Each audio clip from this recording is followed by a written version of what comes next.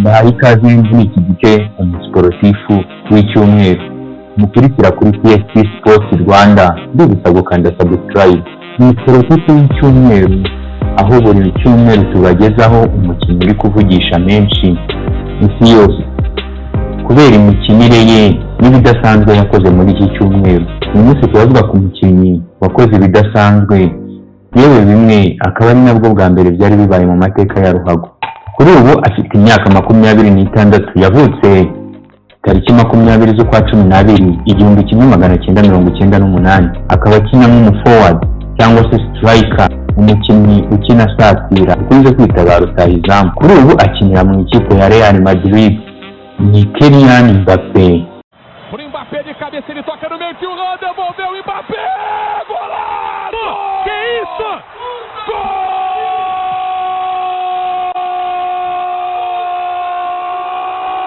da França! Ele é demais! Ele é histórico! Ele é a história! Ele é Kylian Mbappé!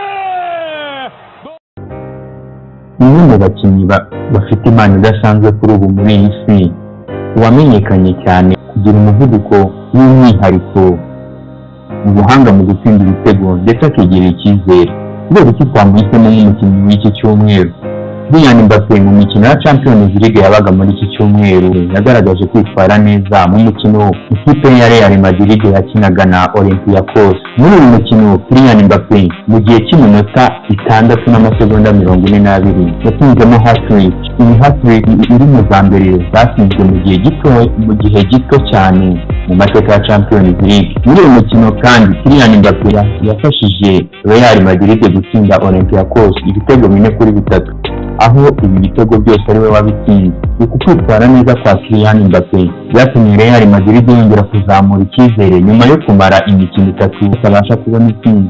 Kylian Mbappé si ubuhangange agaragaza mu gutsinda ibitego gusa, ahubwo agaragaza kugira ubuyobozi muri we, gucisha make ndetse no gukorera hamwe ku kipe. Umuvuduko we n'amatinga bye ni bimwe mu bimufasha mu gutsinda ibitego mu buryo bumworoheye kandi akaba mudahushwa imbere y'izamu. Uyu mukino kandi wakomeje kugaragaza Kylian Mbappé nk'umukinnyi udasanzwe ukunda kwigaragaza aho rukomeye. N'umukinnyi muto, Kylian Mbappé yatangiriye kariyeri ye, yatangiriye umwuga we wo gukina umupira w'amaguru mu ikipe y'abatoya ya AS Monaco, aho nyuma yaje kuzamurwa mu ikipe y'abakuru akiri muto cyane. Kylian Mbappé kandi ari muri AS Monaco yayifashije gutwara igikombe cya Champions League 1, yaje gutuma impano ye ikomeza kugaragara cyane, ari nako byatumye ekipe ya Paris Saint-Germain iza kumugura imukuye muri AS Monaco.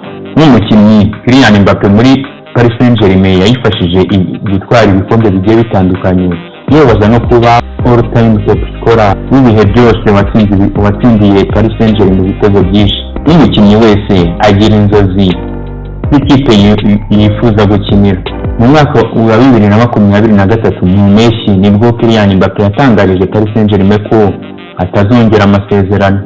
Byaje gutuma mu mwaka wa 2024 Kylian Mbappé yerekeza muri Real Madrid ubwo yari amaze gusoza amasezerano ye muri Paris Saint-Germain.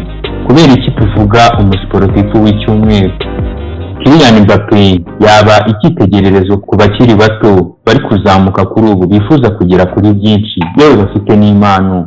Imyitwarire ya Kylian Mbappé yigisha abatoya isomo rigira riti: impano ubwayo ntihagije, ugomba gukora cyane, ukitoza kurushaho kandi ukizerera muri wowe. Kylian Mbappé urugendo rwe rutugaragariza ko kugira kwihangana ndetse na discipline bishobora gutuma ugera kuri byinshi. Umukinnyi twahaye inyenyeri muri iki cyumweru ni Kylian Mbappé, dore ko kwitwara neza kwe biri gutangaza isi yose. Reka mushimire wahisemo gukurikira TST Sports Rwanda. Iki ni igice cyacu cyihariye umusiporutifu w'icyumweru.